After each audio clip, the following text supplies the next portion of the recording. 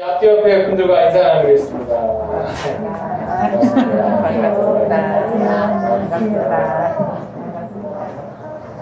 반갑습니다.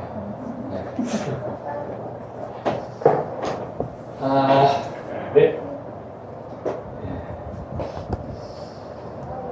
오늘날 서양 문화는요, 그리스 문화의 뿌리를 두고 있습니다. 이 알렉산더 대왕이 세계를 점령할 당시에 그리스의 발전된 문화를 세계에 전파시켰어요. 이것을 이어받은 것이 로마 제국이고요. 이 로마 제국을 이어받은 것이 오늘날의 서양 문명입니다.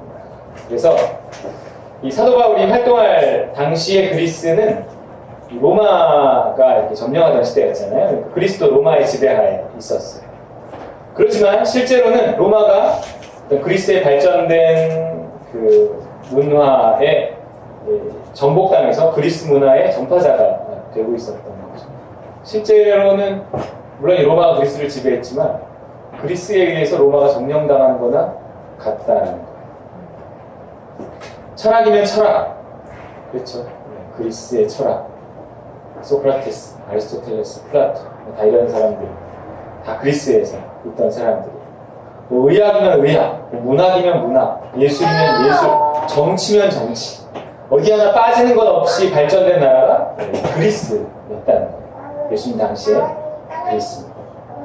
그 그리스의 중심이 오늘 바울이 방문한 아덴이라는 곳인데, 아테네. 그러니 얼마나 자부심이 대단했겠습니까, 이 도시가.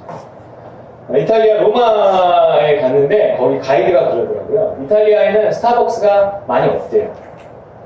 있어도 뭐 관광객들을 용이거나 장사가 잘 안 된다고 그러더라고요.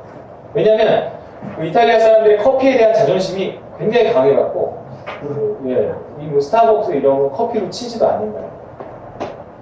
그리고 뭐 맥도날드도 마찬가지. 맥도날드 거의 없어요. 잘 없어요. 관광객용이라 잘 안 팔리고. 이탈리아 사람들 어디 근본도 알 수 없는 햄버거를 우리 아이들에게 먹이냐 이러고 안 먹인다는 거예요. 우리는 없어서 못 먹이는 그렇죠. 이게 유럽 사람들의 자존심이에요. 그 자존심 강한 유럽 문화의 뿌리가 그리스인 거예요. 그러니까 그리스인들의 자존심이 얼마나 대단하겠습니까? 특히 그리스의 발전된 어떤 사상과 철학은요, 그리스인들의 자존심 중에 자존심이었다는 겁니다. 그런데 그들이 볼 때, 사도 바울이 맥도날드 햄버거와 스타벅스를 가지고 들어온 거랑 똑같다는 거예요. 어디 이게 씨알이나 먹히겠습니까? 바울의 말이 들리겠어요? 여기 18절에 이렇게 반응을 하는 거예요. 바울이 열심히 전도했지만 이렇게 반응했어요. 시작. 어떤 에피쿠로스와 스토아 철학자들도 바울과 쟁론할세 어떤 사람은 이르되 이 말쟁이가 무슨 말을 하고자 하느냐 하고 어떤 사람은 이르되 이방신들을 전하는 사람인가 보다 하니 이는 바울이 예수와 부활을 전하기 때문이로라. 이 말쟁이가 무슨 말을 하고자 하느냐, 어떤 사람은 이방신들을 전하는 사람인가 보다. 반응이 영 신통치하는 거예요. 물론 그러더라도 이 사람들이 호기심이 많은 사람들이었어요. 단순히 어떤 새로운 것에 대한 지적인 호기심이지 진정한 목마름은 아니었다는 거예요. 그래서 20절, 21절을 보면 또 이런 말씀이 있어요. 시작. 내가 어떤 이상한 것을 우리 귀에 들려주니 그 무슨 뜻인지 알고자 하노라 하니 모든 아덴 사람과 거기서 나그네 된 외국인들이 가장 새로운 것을 말하고 듣는 것 이외에는 달리 시간을 쓰지 않는다. 먹고 살만했는지 먹고 사는 건 별 관심이 없고 이런 거예요. 뭔가 새로운 것을 말하고 듣고 하는 것에 관심이 있었어요. 근데 이게 베레아 사람들 같은 어떤 순수한 진리에 대한 열정이라기보다 무언가 그냥 그런 것들을 좋아하는 거예요. 추구하는 거예요. 그래서 이들은 전문가들이었어요. 지식인들이었단 말이에요. 바울이 이제껏 다녔던 도시들과는 확실한 차이가 있었어요. 아테네라는 도시. 그렇다고 바울이 쫄겠습니까? 주눅들겠어요?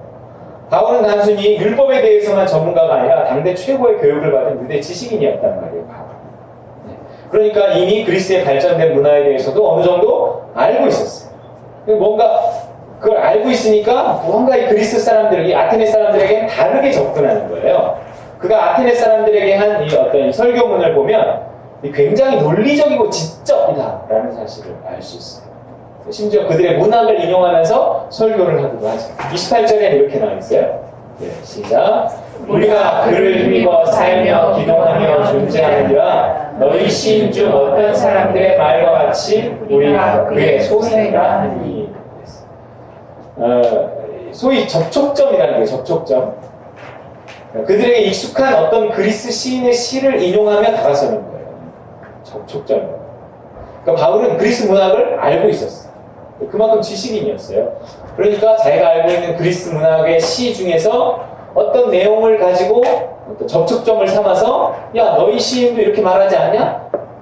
그것이 바로 이거야 뭐 이러면서 이제 말을 하려고 하는 거예요. 접촉점이라고 접촉점. 믿지 않는 사람과 믿는 사람이 어떤 접촉점이 되는 게 있어요. 그 접촉점을 찾아서 그 접촉점으로부터 그들에게 이렇게 접근하는 것이 필요하다는 거예요. 우리 집밥 모임이 그런 거예요. 집밥 모임이 접촉점이라는 거예요. 접촉점. 먹는 건 누구나 하는 거잖아요. 사람들은 낯선 것보다는 익숙한 것에 마음을 연단 말이에요. 그래서 같이 먹는 것을 접촉점으로 삼아서 누구나 먹는 거니까 부담 없이 올 수 있어. 근데 예배드리니까 와라 이러면 그건 그들과 우리의 접촉점이 아니에요. 그건 우리만 하는 거잖아요. 그러니까 예배드리니까 와라 이러면 잘 안 와요. 그러니까 뭔가 이렇게 접촉점 삼을 수 있는 것을 찾아서 초대하고 그 접촉점으로부터 그들에게 다가서는 거죠. 우리가 어떤 전도할 때나 뭐 설교할 때도 뭐 드라마나 영화, 뭐 최신 가요 이런 것들을 인용할 수 있는 거예요. 왜냐하면 이게 접촉점이 되어서 그들에게 이렇게 접근하는 거예요. 너희 시인 중 어떤 사람들의 말과 같이 우리가 그의 소생가 아니니. 소생이 뭐예요? 소생. 자식이라는 뜻이에요. 자식. 우리가 신의 자식이다 뭐 그런 거예요. 그리스 어떤 시인이 우리는 신의 자녀들이다 그런 거죠. 그리스의 신들은요 실제 사람들처럼 사랑하고 질투하고 싸우고 그래요. 그리스 신화 보면 그렇게 나왔어요. 그들의 신화에 나오는 어떤 헤라클레스 알죠? 헤라클레스 신과 인간 사이에서 태어난 존재이기도 해요. 최근에 개봉한 원더우먼도 신과 인간 사이 제우스와 어떤 그 사이에서 태어났더라고요. 그러니까 어떤 이러한 사전 지식을 가지고 그들과의 접촉점을 찾아서 복음을 전하고자 했던. 일단 무식하게 보이면 안 돼. 거기는 강남 한복판이랑 똑같은 거예요. 무식하게 보이면 안 돼. 뭐 카이스트 가서 서울대 대학원 가서 뭐 특강하는 거예요. 무식하게 보이면 안 돼. 뭔가 들을 게 있다고 여겨져야 그들도 듣는 거지. 무조건 아무거나 듣지는 않을 거란 말이에요. 이렇게 유창하고 지적인 연설로 그들의 마음을 얻고자 했던 겁니다. 바울의 설교 가운데 이렇게 지적이고 논리적인 설교가 잘 없어요. 그런데 결론적으로 말하자면 그러면 아테네에서의 바울의 선교는 실패였어요. 실패. 네. 그리스에 교회가 세워지지 않았어요. 바울은 가는 곳마다 전도를 했고 전도한 곳마다 교회가 세워졌어요. 근데 아테네는 교회를 세웠단 말이 없어요. 다른 지역에서는 어떤 방해하는 유대인들 때문에 못 전했는데요. 여기는 방해하는 사람도 없었어요. 그리고 무슨 기적을 보여달라고도 안 했어요. 오히려 어디 한번 너 말해봐라 이랬어요. 근데 별 성과가 없었다는 거죠. 도대체 마귀가 무슨 짓을 한 걸까? 이들은 왜 복음을 거절한 걸까? 아테네에도 가봤어요. 아테네에도 가봤는데 너무 빨리 거기는 지나가고 별 기억은 없어요. 근데 신전들 뭐 이런 것들 기억이 나고 그러는데 현대 그리스는 좀 달라요. 현대 그리스는 거의 기독교가 아니라 이렇게 그리스 정교회라고 그러는데 이게 러시아 정교회가 있고 그리스 정교회가 있고 정교회는 캐톨릭 정교회 뭐 이렇게 우리 신교, 기독교 이런 것들을 넓은 의미에서는 다 이렇게 비슷한 걸로 보거든요. 그래서 그리스 정교회가 거의 국교 90% 이상의 국교화가 된 나라예요. 그래서 현대 그리스는 그렇지 않은데 이때만 해도 전혀 이렇게 씨알도 먹히지 않는 그러한 상태였다는 거죠. 그럼 도대체 이 마귀가 어디 가서 물리적으로 막 핍박을 하고 방해를 하면 못 전할 것 같다. 그럼 사람들을 충동질해서 그렇게 하게 하고 또 어디 가서는 막 기적을 보여달라고 막 요구를 해갖고 이렇게 안 되게 만들고 막 이래요. 그런데 이 아테네는 전혀 어떤 물리적인 방해가 없단 말이에요. 그리고 사람들이 너 한번 전해봐라 이러고 이게 들으려고 했어요. 그런데도 그들에게 복음이 전해지지 않았다는 거예요. 이 마귀의 어떤 작전이 여기에 스며들어 있는 거냐 하는 거죠. 일단 바울의 설교를 한번 들어보세요. 이 아덴에서의 실패는 오늘날 우리 한국에서의 복음의 실패하고 되게 비슷한 22절, 23절 바울의 설교예요. 대체 어떻게 설교를 했는가 읽어볼게요. 시작. 바울이 아레오파고 가운데 서서 말하되 아덴 사람들아 너희를 보니 범사에 종교심이 많도다. 내가 두루 다니며 너희가 위한 것들을 보다가 알지 못하는 신에게라고 새긴 단도 보았으니 그런즉 너희가 알지 못하고 위하는 그것을 내가 너희에게 알게 하리라. 아레오바고는 이렇게 재판을 하는 광장 같은 곳이었어요. 거기 한가운데 서서 모인 사람들에게 연설을 하는 거예요. 근데 항상 그 시작을 부정적인 것으로 하지 않았어요. 비록 그 도시에 우상이 가득한 것을 보고 분노하긴 했지만 너희는 틀렸어! 야, 저 우상들, 저렇게 많은 우상들이 뭐야? 저거 다 헛거야! 막 이렇게 시작했으면 돌맞았을지 모르겠어. 네. 그렇게 하지 않았어요. 일단 예스 했어요. 뭐라 그랬냐면 아테네 사람들아 너희를 보니 범사에 종교심이 많다. 이렇게 뭔가 부정적인 얘기가 아니었어요. 뭐 칭찬인 듯 아닌 듯 뭐 이렇게 이야기를 하고 있어요. 왜냐면 누구든지요 틀렸어! 이러면 마음을 닫거든요. 그럼 거기다 대고 무슨 말을 해도 소용이 없어요. 일단 예스 하는 거죠. 그리고 what 하는 거예요. 저번에 얘기했죠? 옛날에 노무현 대통령의 화법이 맞습니다. 맞고요. 이러고 이제 자기 얘기한다고 그랬어요. 예스 but 하는 거예요. 바울이 지금 그렇게 하는 거예요. 우상을 보고 화가 났어요. 근데 그 우상이 많은 것을 좀 우회적으로 긍정적으로 표현을 했어요. 너희는 범사에 종교심이 많다. 이러는 거예요. 뭐 많다 그러니까 일단은 뭔가 칭찬하는 것 같아서 마음을 열었을 거예요. 누구한테 얘기할 때건 상대의 어떤 의견을 긍정하는 제스처를 취하고 내 의견을 말하는 것이 사실은 지혜예요. 누구 말을 들을 때 이렇게 듣는 사람이 있어요. 그런 사람이 있어요. 이래요. 그럼 진짜 말을 못하겠어. 이래요. 그러면 절대 누구하고 말하든 그렇게 되지 않습니다. 아무리 내 생각하고 틀려도 저 사람이 틀린 말을 해도 끄떡. 맞아. 그래. 근데 그게 진짜 맞다는 뜻이 아니죠. 이렇게 하고 저 사람이 내 말을 인정하는 건가? 라고 싶을 때 맞아, 네 말이 맞긴 맞는데 이러고 내 말을 하는 거예요. 전혀 반대되는 말을 해도 상관이 없어요. 왜냐면 내가 아무리 옳은 말을 해도 상대가 마음을 안 열면 절대 그 말은 싸우자는 거지 소용이 없어요. 지금 바울이요 먼저 칭찬인 듯 아닌 듯 긍정적인 말을 한 다음에 또한 부정할 수 없는 팩트를 그다음 이어서 말하고 있어요. 알지 못하는 신에게 라고 새긴 단도 보았으니 이거 부정할 수 있어요 없어요 그 사람들이? 팩트예요. 사실이란 말이에요. 거기 자기들 다 알거든요. 이게 다니면서 다 보거든요. 알지 못하는 신에게. 하도 우상이 많으니까 무슨 우상 이렇게 있는데 어떤 신은 알지 못하는 신이에요. 혹시라도 빼놨을까봐 그랬는지 이거 팩트예요. 그들도 인정하는 사실이에요. 그들은 알지도 못하는 신에게까지 제사를 드렸다는 거예요. 종교심이 많구나. 그런데 종교심만 많구나. 지금 그러고 있다는 거예요. 그들은 자기들이 모르는 게 없다고 믿고 있었을 거예요. 그러니까 팩트를 이용해서 허를 찌른 거죠. 야, 너희들이 다 아는 것 같아? 근데 봐봐, 알지 못하는 게 있네? 알지 못하는 신에게? 그 알지 못하는 걸 내가 알려줄까? 이렇게 얘기하고 있는 겁니다. 그러면서요, 그들의 신관과 기독교의 신관을 비교하면서 이제 설명을 해나가는 거예요. 24절. 이어진 설교예요. 시작. 우주와 그 가운데 있는 만물을 지으신 하나님께서는 천지의 주제시니 손으로 지은 전에 되시지 아니하시고. 먼저 우주와 만물을 지으신 신에 대해서 이야기해요.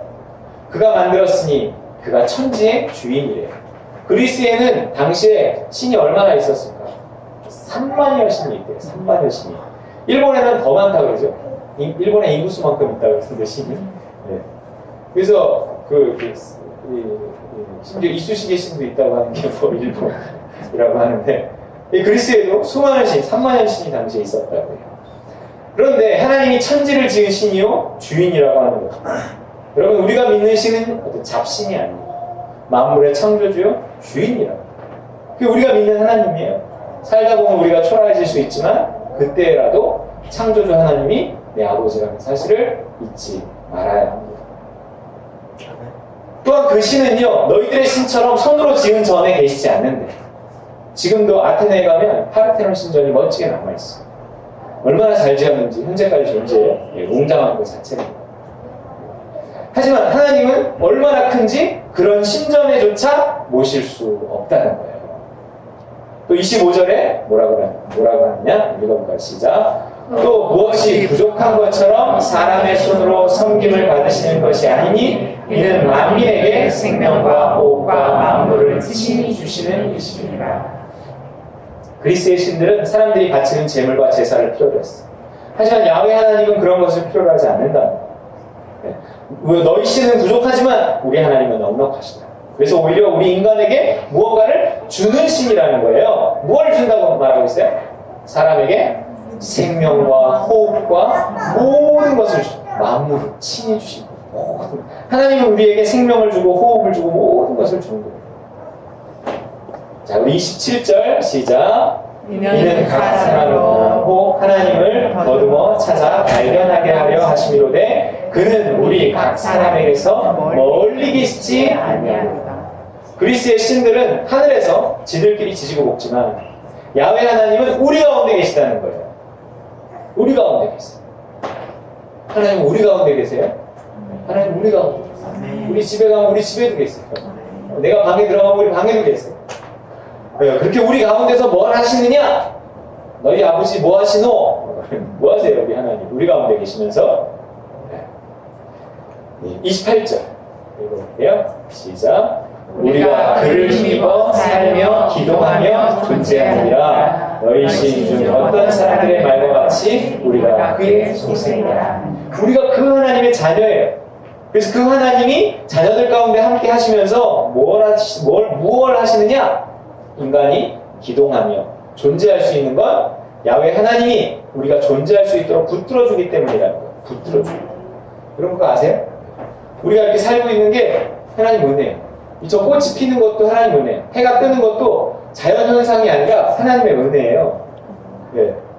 이게 뭔가 이렇게 하나님이 이렇게 붙들고 있기 때문에 이렇게 만물이 이게 유지가 되는 거예요. 생명이라는 게 우리가 붙어 있는 거예요. 만약에 하나님이 이걸 딱 놓잖아요. 하나님이 이 만물 가운데서 이렇게 빠져버리시잖아요. 그럼 마치 이걸 탁 놓은 것처럼 바닥에 떨어져서 산산조각을 나가는 거예요. 이 미천지와 만물, 우리의 생명이라는 것을. 현재도 성령을 통해서 인간과 만물을 이렇게 붙들고 있는 거예요. 네. 여러분 이렇게 붙들고 있지 않으면 해가 안 떠요. 아세요? 지구가 이렇게 자전을 안 하고 공전도 안 해요. 이 태양계가 이렇게 유지되지가 않아요. 뭔가 하나님이 뭔가 어떠한 형태로 이렇게 성령을 통해 이 온 우주 만물 가운데 이렇게 깃들어 있으면서 그렇게 붙들고 있어요. 아니 자연이 뭐 씨를 뿌리면 뭐 나는 거지, 뭐 비가 오는 거지. 아니에요. 하나님이 의인의 밭과 악인의 밭에 비를 내려주시니라 그랬어요. 하나님이 비를 내려주셔서 비가 내리는 거고, 하나님이 해를 뜨게 하셔서 해가 있는 거고, 우리가 이렇게 호흡을 하며 사는 것도 하나님이 이렇게 호흡하며 살게 하시니까 우리의 목숨이 붙어 있는 거예요. 그래. 그냥 사는 게 아니에요. 자연적인 게 아니에요. 신적인 거예요. 모든 자연적인 거. 하나님이 이렇게 유지하고 우리가 그를 힘입어 살며 기동하며 존재한다 하는 거. 아니면 만물이 유지될 수 없어요. 우리가 한순간도 살 수 없어요. 그걸 알아주건 안 알아주건 하나님은 천지와 만물을 오늘도 붙들고 계시는 거예요. 하지만 하나님이 그 손을 놓을 날이 오는데 그것이 언제? 세상이 종말이에요. 종말. 얼마 남지 않았어요. 우리는 그 하나님을 아버지로 모시고 있단 말이에요. 그런 분을 아버지로 모시고 있어요. 그럼 두려워해야 돼요? 안 두려워해야 돼요? 네, 안 두려워해야 돼요. 내 아버지니까 그런 분. 하지만 두려워해야 돼요? 안 두려워해야 돼요? 두려워해야 돼요. 그런 분이 내 아버지니까. 여러분 훌륭한 판사를 아버지로 뒀다면 악당은 두려워할 필요 없어요. 그런데 내가 악당이 되는 건 두려워해야 돼. 안 봐줄 거니까. 내 아버지가 천지와 만물을 만드셨을 뿐 아니라 지금도 그것을 붙들고 계셔서 우리가 이처럼 존재할 수 있다는 사실을 잊지 마시기 바랍니다. 뭐 신학으로 말하면, 조직신학으로 말하면 신론이라는 거예요. 신론. 하나님에 대한 이야기예요. 신론을 이야기하고 있어요. 그 다음에 29절 30절 읽어볼게요. 시작. 이와 같이 하나님의 속생이 되었은즉 하나님을 금이나 은이나 돌에다 사람의 기술과 고안으로 생긴 것들과 같이 여길 것이 아니라 알지 못하던 시대에는 하나님이 간구하셨거니와 이제는 어디든지 사람에게 다 명하사 회개하라 하셨습니다. 이제 우리가 하나님의 자녀가 되었으니 잘못 믿으면 안 된다는 거예요. 전에야 좀 모른 척하고 봐줄 수도 있었지만 하나님의 아들 예수께서 십자가 지시고 부활하신 이 시점에서는 잘 믿어야 된다는 거예요. 지금 예수와 복음을 알고도 잘못 믿는 자는, 안 믿는 자는, 혹은 잘못 믿는 자는 긍휼 없는 심판을 받게 됐다 하는 얘기. 자, 우리 31절 시작. 이는 정하신 사람으로 하여금 천하를 공의로 심판하라를 작정하시고 이에 그를 죽은 자 가운데서 다시 살리신 것으로 모든 사람에게 믿을 만한 증거를 주셨음이니라. 예수라는 말도 안 꺼내요. 정하신 사람, 예수님 말이에요. 하지만 뭔가 지금 바울의 메시지에는 실제적으로 어떤 사실상 예수 그리스도에 관해서 잘 나타나 있지 않아요. 그냥 하나님에 대해서만 자꾸 이야기하고 있단 말이에요. 평상시에 바울 같지 않아요. 바울은 예수 그리스도의 복음을 전하는 자인데 하나님 이야기를 한다고. 그리고 예수님 얘기는 우회적으로 조금 하고 있는 거예요. 왜 그럴까요? 왜 그러긴요? 대상이 다르기 때문에 그러는 거예요. 대상이. 네, 지금 뭐 회당에서 유대인들을 상대로 설교를 하고 있는 게 아니에요.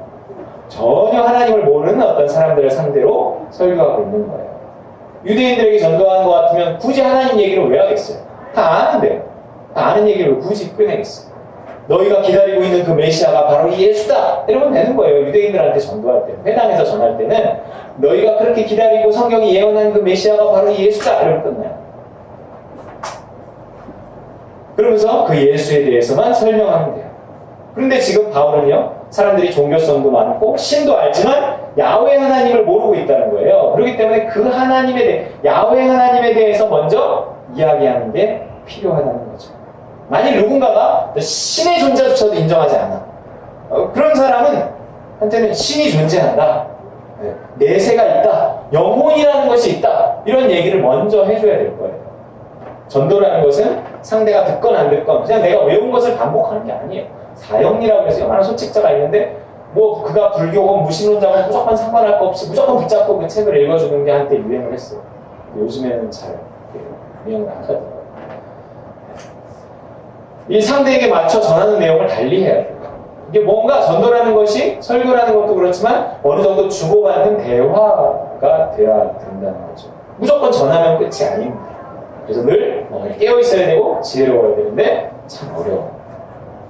물론 이런 말씀도 있어요. 전도는 무조건 전하면 돼. 그 사람이 듣건 안 듣건 하나님이 역사하셔. 이렇게 생각하는 사람들이 근거로 삼는 말씀도 물론 있어요. 그런 면도 분명히 있단 말이에요. 고린도전서 1장 26절.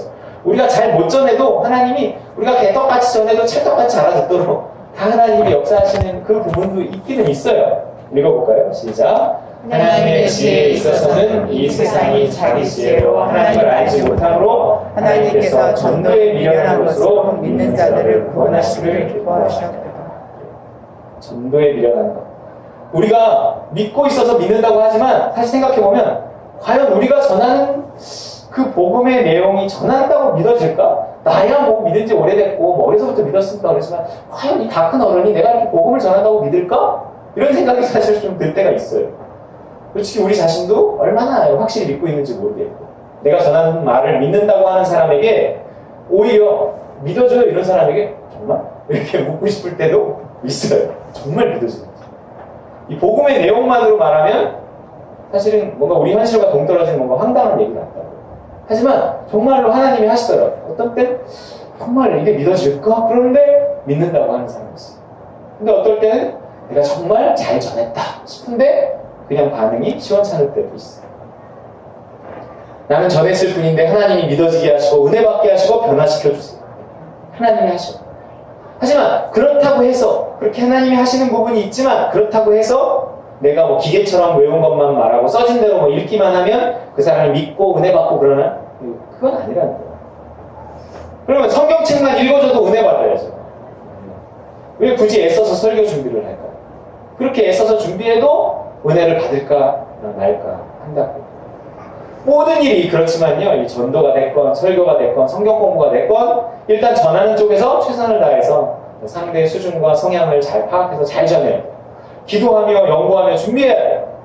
그렇다고 다 믿는 건 아니지만 그렇게 내가 최선을 다한 가운데 그 속에 하나님이 역사하실 때 오히려 우리 더 감사할 수 있습니다. 자, 그런데도요. 바울이 정말 그렇게 잘 전했는데도 오늘의 설교는 바울밖에 할 수 없는 설교인데도 그 결과는 참혹했다는 거예요. 32절에 볼까요? 바울이 정말 잘 전했어요. 근데 결과가 어떻게 됐어요? 시작. 그들이 죽은 자의 부활을 듣고 어떤 사람은 조롱도 하고 어떤 사람은 이 일에 대하여 내 말을 다시 듣겠다 하니 이에 바울이 그들 가운데서 떠나네. 떠나버렸어요. 왜 그랬을까요? 무엇이 그들의 귀를 막고 눈을 멀게 했던 걸까요? 그야말로 마귀가 복음을 막기 위해서 어떤 작전을 이미 그 땅에 펼쳐놓은 걸까요? 어떤 작전일까요? 교만이라는 거예요. 이 교만이라는 게 되게 무서워요. 교만. 어떤 다른 걸로 뭐 방해할 필요도 없어요. 일단 그 사람을 교만하게 해놓으면 그 사람은 복음이건 뭐건 일단 다른 사람들의 말을 기본적으로 잘 안 듣게 돼요. 이게 복음을 듣지 못하게 하는 마귀의 작전입니다. 근데 사람들이요, 많이 이렇게 지식인이 됐어요. 사람들이 많은 걸 알게 됐어요. 그와 더불어 교만해졌어요. 그러니까 복음을 전해도 안 듣는 시대가 됐다는 거예요. 뭔가를 받아들이려고 배우는 것이 아니라 이미 내가 알고 있는 것을 바꿀 생각이 없고 난 이미 결론이 나 있는 거예요. 그리고 상대가 뭐라 그러나 그냥 듣는 거예요. 듣기는 들어도 마음은 닫혀 있는 거죠. 무엇 때문에? 교만 때문에. 나이가 들수록 전도하기가 힘들어요. 왜요? 교만해지거든요. 많이 배우면 배울수록, 경험이 쌓이면 쌓일수록 나는 뭔가를 아는 사람이 되는 거예요. 그래서 20살 넘은 사람 전도하고 변화시키기는 정말 힘들어요. 그래서 이스라엘이 출애굽해서 20세 이상으로 출애굽한 사람들은 한 사람도 가나안 땅에 들어가지 못했다. 여호수아와 갈렙 외인. 아무리 좋은 설교를 하고 좋은 말을 해줘도 안 들려. 그 사람이 안 바뀝니다. 교만이에요. 많이 배운 사람일수록 교만하죠. 많이 가진 사람일수록 교만하죠. 성공한 사람일수록 누구의 말도 잘 안 들립니다. 왜냐하면 성공했습니다. 예를 들어 제가 건강할 때 누군가 건강에 대해서 이야기하면 잘 안 들릴 거예요. 하지만 예를 들어 허리가 아프다. 그럼 누가 허리에 대한 얘기만 나오면 귀가 번뜩해요. 머리 아프다. 그럼 머리에 대한 얘기만 나오면 유심히 듣게 돼요. 가난하기 때문에. 적어도 그 부분에 대해서는 이렇게 겸손해져야 됩니다. 겸손해져야 비로소 뭔가 이렇게 들려요. 근데 우리가 진리에 대해서, 성경에 대해서, 은혜에 대해서는 아테네 사람들처럼 안다고 착각할 때가 많다는 거예요. 몸이야 아프면 금방 아픈 걸 아는데 진리는 그렇지가 못해요. 이상하게 모르는데 안다고 착각하는 거예요. 특히 어떤 사람이 그러느냐? 교회를 안에서는 교회를 오래 다니는 사람들, 각종 성경 공부 다 해봤기 때문에 듣고 본 게 나름대로 많이 있기 때문에 교회 안에서는 교회를 오래 다니는 사람들이 자기도 모르는 사이에 교만해지기가 쉽다는 거죠. 왜냐면 나는 오래 다녔거든. 그러니까 뭔가 안다고 착각하는 경우가 많아요. 실제로 많이 주워들어서 또 알고요. 그래서 새로운 것들에 대해서 듣지 못하게 합니다. 아테네 사람들이요, 잡다한 철학과 신화로 그 머릿속을 가득 채우고서는 그것을 진리라고 착각했다는 거예요. 뭔가 안다고 생각했어요? 그러니까 교만해집니다. 그러니까요, 배고픈데도 배고픔을 느끼지 못하고 영양가 없는 것으로 배만 채우고 영양실조에 걸려서 죽어가고 있는 거예요. 그게 아테네 사람들이에요. 그게 현대인들이에요. 다들 전문가예요. 왜냐하면 이 페이스북, 각종 SNS, 유튜브, 하루 종일 나오는 각종 뉴스와 시사 정보 프로그램, 검색창에 단어만 치면 막 수백, 수천의 정보가 쫙 나와요. 그러니까 사람들이 안다라고 생각해요. 나는 안다 이렇게 생각해요. 근데 아는 게 아니에요. 작다한 걸 이렇게 다 집어넣어 놓은 건데 정말 알아야 할 걸 알지 못하는 것인데 자기는 안다고 생각하니까 어떤 진리에 대해서도 안다라고 생각을 하는 거예요. 불량식품들을 소비하느라 하루 종일 시간을 쓰고 실제로는 영양실조에 걸려 죽어가는 거죠. 안다고 생각하는 사람에겐 어떤 말도 해줄 수가 없어요. 해줘도 쓸데없는 시간 낭비일 뿐이에요. 헛배 부르다 그래서 헛배 부른 거예요. 헛배. 배부르지 않았는데 배부른 것 같은 거예요. 그러니까 안 먹는 거예요. 그래서 옛날에 가난한 시절에 배가 고프면 수도바에 가서 물 먹었다 그랬어요. 배가 채워진 것 같은데 실제로는 영양실조에 걸린다. 이 시대가 걸려든 이게 마귀의 작전이에요. 마귀가 이 시대에 그런 작전을 펴고 있어요. 누구도 뭐 복음을 전하는 걸 막지 않아요? 누구도 뭐 교회 가는 걸 핍박하지 않아요? 열심히 가라 그래요. 인터넷에는 누구도 뭐 설교나 뭐 이런 성역 공부를 막 인터넷에 올리고 하는 것을 방해하지 않아요. 뭐 큐티를 올리는 걸 방해하지 않아요. 그런 출판물이 나온 걸 누구도 방해하지 않아요. 홍수 같고 산더미 같이 쏟아져 나오고 있어요. 그런데도 사람들은 더 오히려 관심이 없어요. 그러니까 처음엔 그런 걸 못 나오게 했어요. 성경책을 막 없애고 막 성경책을 불태우고 믿는 사람을 핍박하고 죽이고 막 이래요. 그래갖고 그런 문화에 기독교의 문화에 접근할 수 없도록 막 방해했어요. 그래서 믿음을 갖지 못하게 했어요. 근데 그럴수록 사람들은 더 간절해지고 더 막 핍박을 이어가면서 좋은 신앙을 가졌던 사람들이 있었어요. 근데 지금 오늘날에는 오히려 그런 것들을 다 허락해 놨는데도 사람들이 별 관심이 없다는 거예요. 왜냐하면 더 재밌는 게 많아요. 그러니까 더 재밌는 걸 많이 만들어 놓으니까 사람들이 더 재밌는 거, 더 잡다한 거, 온갖 이런 것들을 소비하느라 시간을 쓰고 그런 것들을 헛배를 부르니까 거기다 대고 뭘 더 보기가 싫은 거예요. 더 듣기도 싫은 거예요. 하루 종일 듣는데 그러니까 또 뭘 들으려니까 듣기 싫고 그냥 뭔가 난 이미 다 아는 것 같고 이러니까 그 영적인 교만이라는 것이 사람들 속에 이 정보화 시대 사회 속에서 이 정보에 대한 교만이 사람들이 자연스럽게 생겨져 버리니까 뭔가 이렇게 설교나 성경 공부든 뭐 신앙서적이든 이것이 또 다른 정보라고 여겨지는 거예요. 그러니까 그냥 그거를 거부하는 거예요. 배부른 사람한테 뭘 갖다 주면 안 먹는 거죠. 이미 불량식품으로 배부르니까 좋은 걸 막 갖다 줘도 별로 먹기가 싫은 거예요. 좋은 건지도 잘 모르겠네요. 그게 지금의 시대에 이 아테네가 빠졌던 영적인 교만이고 지적인 교만이고 오늘날의 시대가 이 아테네 사람처럼 그런 교만에 빠져있다는 것입니다. 헛돼. 저도 요즘 부쩍 페이스북에 많이 들락거린다 이런 걸 느꼈어요. 그래서 일단 이번 주에 이런 설교도 하겠다. 그래서 바탕화면에서 페이스북을 지워버렸어요. 근데 삭제한 게 아니기 때문에 왜 찾아 들어가면 있잖아요. 바탕화면에. 그래서 뭐 보기는 봐요. 근데 일단 바탕화면에 없으니까 아예 없애기는 좀 그렇더라고요. 아예 없애면 제 글도 거기에 올라오고 이러는데 좀 그래요. 그래서 좀 덜 보게 돼요. 바탕화면에 있으면 딱 켰을 때 이게 있으니까 이게 누르게 되는데 바탕화면에 없으니까 금방은 안 누르게 되더라고요. 덜 봐요, 확실히. 그리고 더 기도하려고 애쓰고 있습니다. 기도가 안 나오면 교만한 거. 성경이 안 봐지면 교만한 거. 설교가 안 들리면 교만한 거예요. 여러분 정말 안다고 생각하시나요? 헛발 부른 거 아닌가요? 그래서 교만하면 죽을 뿐입니다. 보세요. 바울이 그들을 떠났다. 이러는 거예요. 저기에는 교회도 세우지 않았어요. 떠나버렸어요. 몇 사람 듣고 싶어 했지만 됐다. 떠나버렸어요. 그럼 말씀이 그런 자들을 떠나는 거예요. 말씀이 떠나요. 자기가 듣기 싫어하잖아요? 그럼 말씀이 그 사람에게 임하잖아요. 말씀을 들을 수 있는 기회도 자꾸 없어져요. 진리가 그들에게서 멀어져요. 내가 버렸다고 생각했는데 사실 말씀이 그를 버린 거고 하나님이 그를 버린 거예요.